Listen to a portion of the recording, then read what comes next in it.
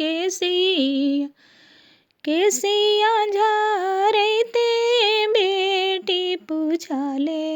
दिल के बतिया पूछले दिल के बतिया काई जनखी अमलाए मामी दूध भात का वरावा के दूध भात का वरावा काई जन पढ़वलाए पापा आई साकुलिया के आई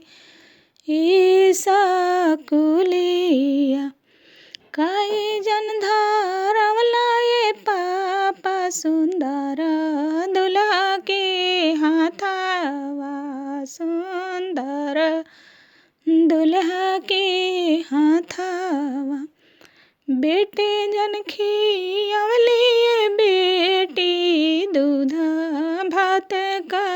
वरावा की दूध भात का वरावा